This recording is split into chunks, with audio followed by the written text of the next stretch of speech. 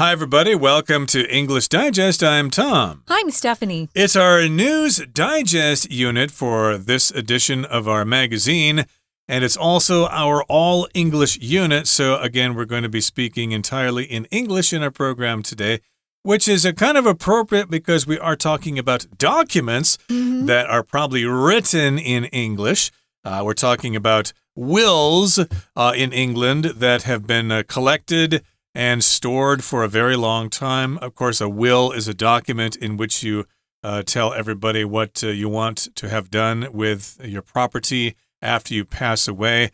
So, of course, after someone dies, you need to consult the will to see how much money you're going to get after your grandparents die or something like that. Right. If you digitize something, you take something that's real, it could be pictures or sound, and you turn it into something that a computer can process.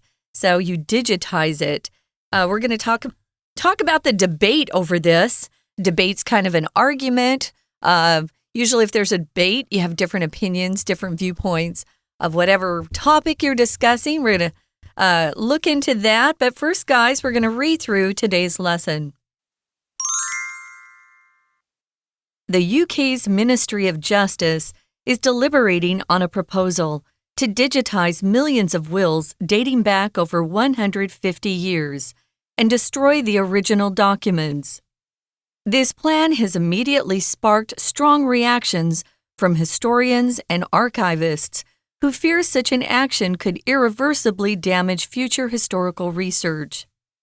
The government contends that digitization will significantly enhance public access to these documents, offering both speed and convenience, while saving substantial storage space and maintenance costs, as much as £4.5 million per year.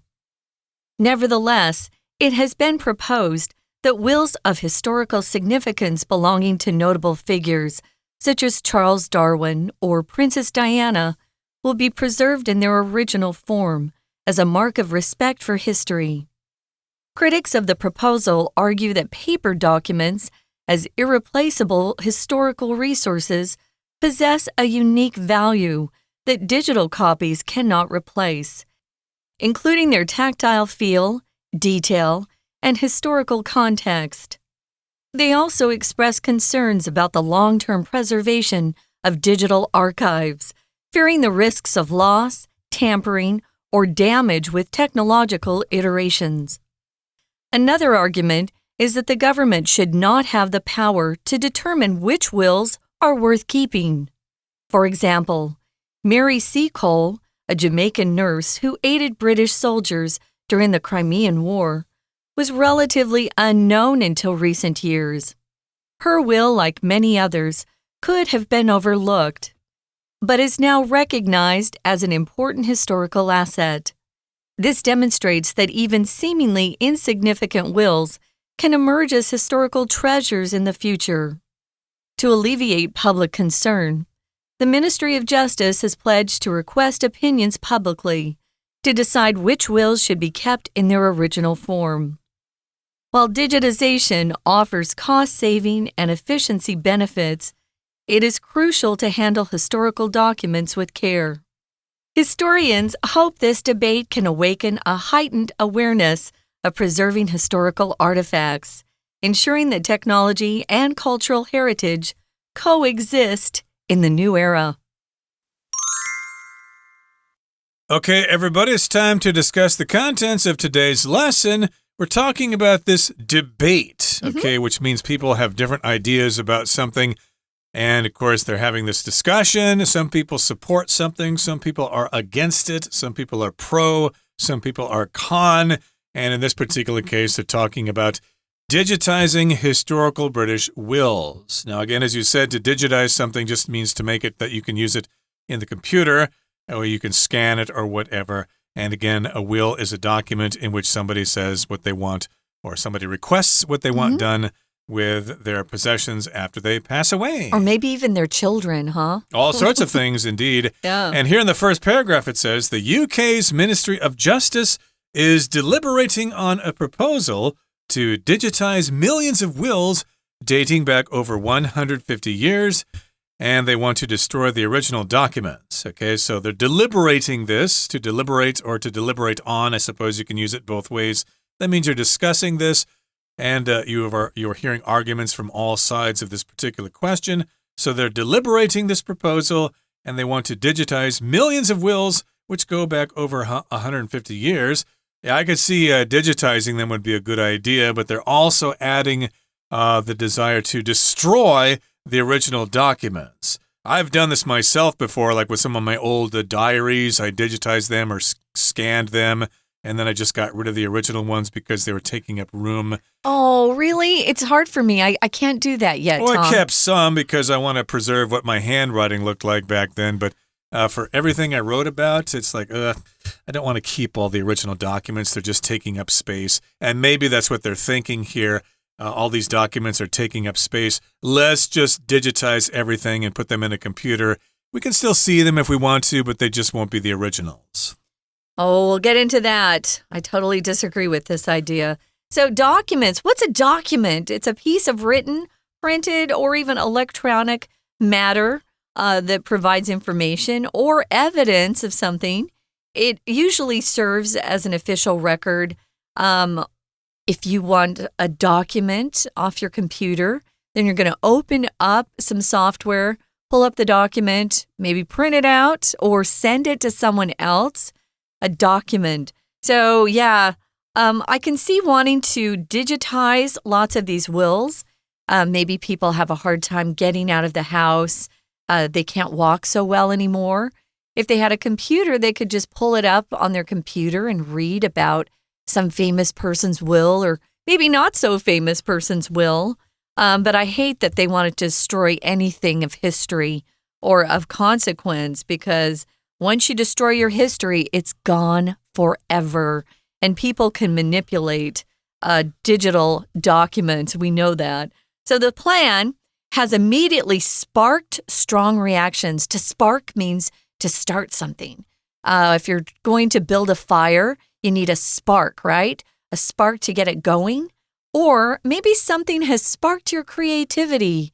You've heard a beautiful piece of music or you read a great book that got you thinking, I would like to maybe compose something great or maybe write something myself. So to spark just means to start something. Here you're talking about people having strong reactions. A strong reaction is probably someone who's upset about something.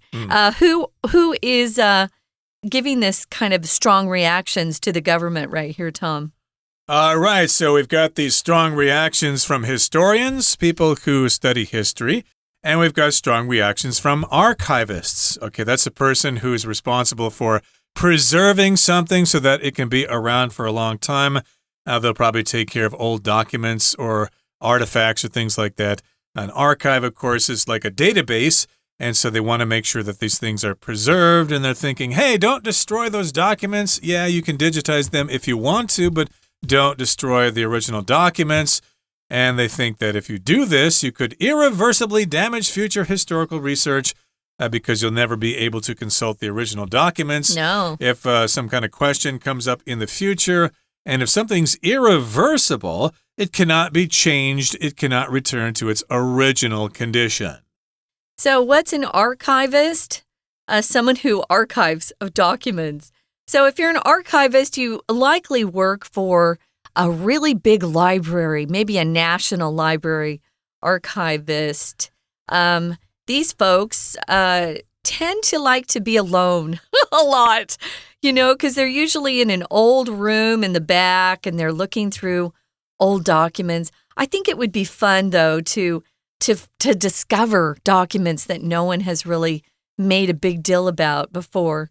So this person's usually responsible for preserving documents, organizing them, and maybe if someone comes into a library to make sure that they handle those documents with care.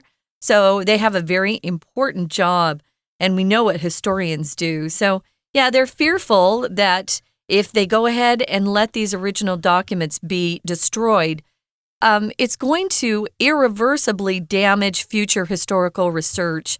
If you don't care about your history, though, you don't care about that.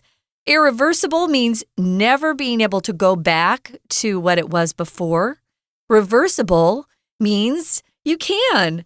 We also use reversible to talk about clothes. Maybe you have a shirt that's reversible, which means you can wear it inside out and then the right side out that you bought. I used to have a reversible jacket, which I thought was kind of cool. It was one color on one side, and then I'd turn it inside out and could wear it in the other way, and it was just fun to have two different colors. We had reversible shirts in my PE class when I was in 8th grade, I think. Really? So if you wanted to be on the red team, you wore the red side, and then you reversed it if you were on the blue team. That's smart. Although they were thicker that way and a little hotter that way. Oh, bet. We used to just have the boys, if they played, it was shirts versus skins. Okay, you obviously can't do that with girls' teams. But in any case here, we're talking about irreversible damage to future historical research. So we'll be in trouble if we want to discuss something in the future because the original document will be gone. And the government contends that digitization will significantly enhance public access to these documents, offering both speed and convenience while saving substantial storage space and maintenance cost as much as £4.5 million per year. So again, they want to digitize everything. The process is called digitization or digitization. You can say it both ways.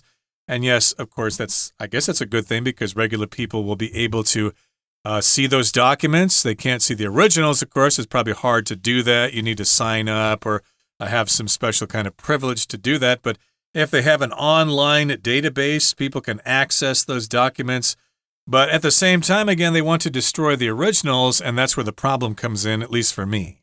Yeah, I know they could save storage space, but I don't buy their maintenance cost argument because the people in the UK pay very high taxes. Their tax rate is so high, I think people in Taiwan would be horrified to learn how much their taxes are. If you pay that much in taxes, I think you can ask the government to take care of the $4.5 million per year.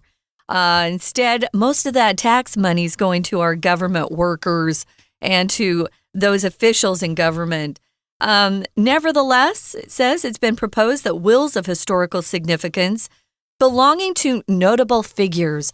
Oh, if you're famous or important, we might consider keeping your will.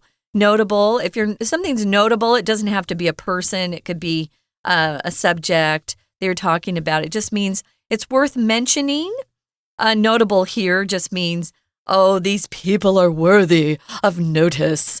And notice they're using pretty famous people here. Charles Darwin, Princess Diana. Well, we might keep their wills. But you little people who don't matter, we're going to get rid of yours. So they're considering just preserving. If you preserve something, you keep it in its state that will keep it safe from other things, from harm. They're considering preserving their wills in original form as a mark of respect for history. It's interesting how different parts of history aren't very respectable to them. Okay, so that's the debate there. So Yeah. you can, of course, have your own opinions on that. And, of course, think about that in terms of wills here in Taiwan. Should we preserve the wills of important people only, or should we also include the simple farmers or factory workers that have submitted wills? But, of course, nowadays everything is done digitally, so we're not talking about paper documents so much, at least in modern times. But here in the next paragraph it says, critics of the proposal, people who are against this proposal, argue that paper documents, as irreplaceable historical resources, possess a unique value that digital copies cannot replace, including their tactile feel, their detail, and their historical context. This debate sounds like the debate between whether you want to read books electronically or physically. Oh, I like books. You can smell the paper. You can feel the pages. You can see how much you've read. With a digital book, oh, you can't really feel it. You can't really smell it. So it's kind of similar. These people who are critical of this proposal say, yeah, it's got this tactile feel. A tactile, of course, refers to your sense of feeling, your sense of touch. Yeah. And, of course, yeah, it feels a certain way. You can feel the paper. And, of course, it has details that digital scanning just can't pick up. And also they have this historical context. What kind of paper was it? Where was the paper mill? What kind of wood was used to make the document? All of those things can teach us a thing or two about history. They also express concerns that the long-term preservation of digital archives, there are some problems with those digital files because they fear they might lose them, someone could tamper with them. We know today all you have to do is hack in and you can steal whatever you want or change information in someone's file. So there's that problem. That's what tampering means. Or damage with technological iterations. Sometimes you think you're looking at the original document and you find out, oh no, someone took the original and then changed some things. And you can nowadays with things like Adobe. You can go in and change an electronic document so it looks like it's just a scan of something original, and then you find out, oh no, someone changed this. So it's pretty easy to do these days. It's hard to keep things in their original form and private and preserve them. What are archives? Archives are a collection of documents and records. Lots of different things, not just, wills or pieces of paper. It could be old money, from long ago. It could be a ticket stub to a play that somebody went and saw. There are lots of things that they keep in archives that contain historical information, and they're very, very valuable. Okay, that brings us to the midway point in our lesson for today. Let's take a break now, but stay tuned. We'll be right back.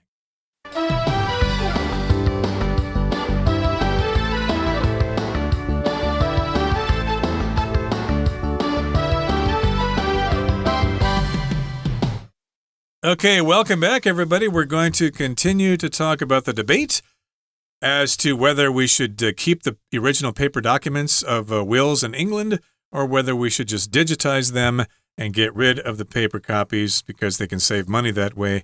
You may feel one way about it or another way about it, but we did talk about the fact that digital files seem like they're invincible. We love our computers. We think they're invincible. They cannot be destroyed, but of course, I think most people have experienced losing their files. Maybe they've had a hard drive crash or something like that, or their external hard drive won't work anymore and you lost all your pictures from your birthday party or whatever.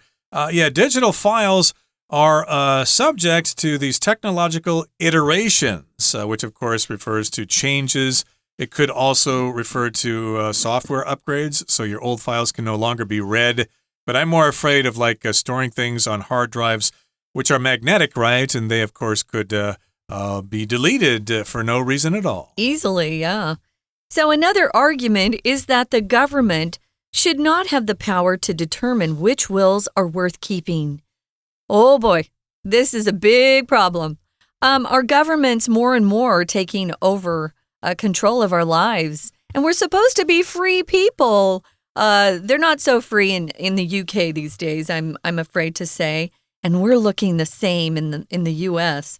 So, you want to give your government that much power to decide who's important and who's not? I don't know if I want to go that direction.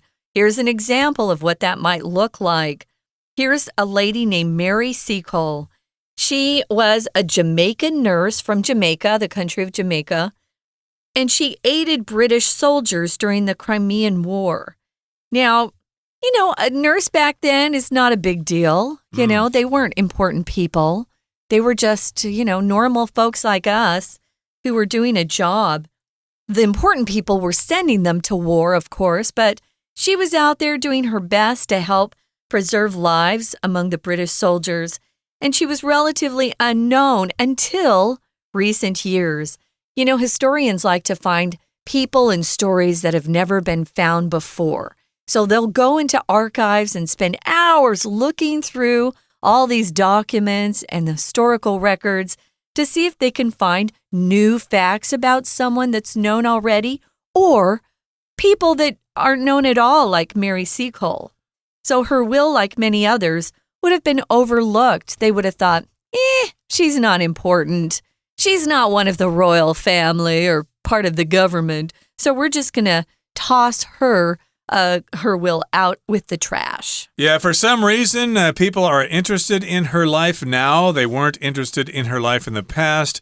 So in the past, they may have easily gotten rid of any documents concerning her. Who cares about her? She's just this poor nurse from Jamaica. Who cares? But something obviously turned up later that suddenly made her a very important person. It's those historians, Tom, who are looking for a new story. They found something interesting about her, and now we can reflect on her life and things like that. She can maybe teach us a thing or two about the conditions at the time during the Crimean War. Crimea, of course, is the peninsula in the Black Sea. I think the Brits and the Russians were fighting over that with the Turks or whatever that happened in the 1800s. And her will, like many others, could have been overlooked, but is now recognized as an important historical asset. So if you overlook something, of course, you just don't notice it. You don't think it's important. And so, yeah, it could have been overlooked, but somebody saw it and thought, hey, this is significant here. Now they see it as an important historical document or as an important historical asset. An asset, of course, is something that you have that is valuable. And, of course, it's worth keeping, and you don't want it to be destroyed or stolen by somebody. Mm-hmm. You'll often talk about assets if you are with a company. What assets does your company own? So this is usually it's usually property that's owned by a person or a company, and it has value. Or sometimes, if you're a really great employee, your boss might look at you and say, you are such an asset to our company, which means you're really valuable to us, not just for the work that you do, but maybe you have a good attitude, you're always there on time, you're always willing to help out other coworkers. That would be a real asset. And this demonstrates, or it shows us, that even seemingly insignificant wills can emerge as historical treasures in the future. So again, it demonstrates, or it shows us, that something might seem insignificant. It's seemingly insignificant, but still later it can come out or can emerge as an historical treasure. Okay, so yes, at first glance, something will look worthless, but later on we can realize that, hey, this does have value after all. Now let's move on to the final paragraph here. It says, to alleviate public concern, the Ministry of Justice has pledged to request opinions publicly to decide which wills should be kept in their original form. So people are concerned about this. Remember, we've got people who are opposed to this idea, and so the government doesn't want to look bad, so they're going to try to alleviate public concern. If you alleviate something, you lessen the severity of something, you lessen the symptoms of something, it is less severe. It's less painful or whatever. Of course, if you got a cold or something like that, you might want to take some cold medicine to alleviate your symptoms to make them less severe. Yeah, so they've pledged. Remember, we pledge when we promise to do something, and they pledge to request opinions publicly to decide which wills should be kept in their original form. If you do something publicly, it can't be behind closed doors, which oftentimes our government will do. They'll close the doors and they won't let just regular people like us who actually voted for them supposedly weigh in or express our own opinions. Here's my problem, though. If you have this public forum to decide, what wills should be kept, what about the wills that haven't been discovered yet? They will be gone. And that's the problem here. So this doesn't really alleviate anything. I think it's just something they put out there. I think they've decided what they're going to do, and it doesn't matter what the public says. That's my opinion. Okay, so yes, indeed, they still have this idea. They want to alleviate public concern. So they're requesting opinions from people on this particular topic. And while digitization offers cost-saving and efficiency benefits, it is crucial to handle historical documents with care. I also debate the idea that digitization makes things cheaper because, as you know, those data centers use the electricity of some countries whose electricity output put together would be equal to those data centers. So yes, digitization requires a lot of electricity and, of course, using nuclear power by splitting uranium atoms and causing,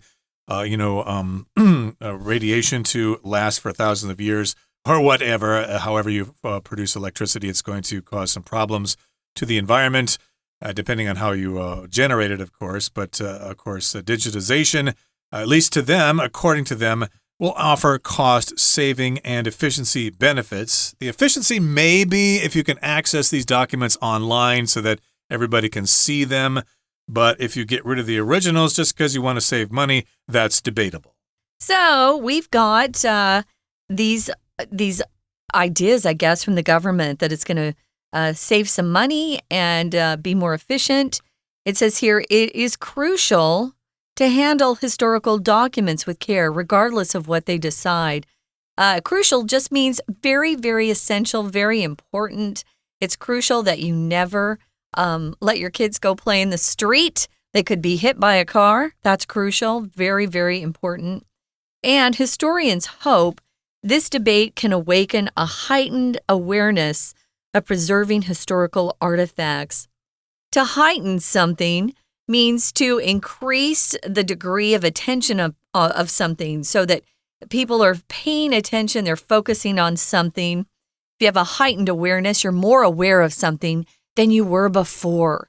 So it just is another word that means increase, to increase awareness or to let more people know about this stuff. What's an artifact? An artifact is something that's old from history that usually we try to protect and preserve and keep in good shape so we can go back and look at it and learn from history. Could be documents, could be old pottery, old pieces of wood or jewelry or whatever.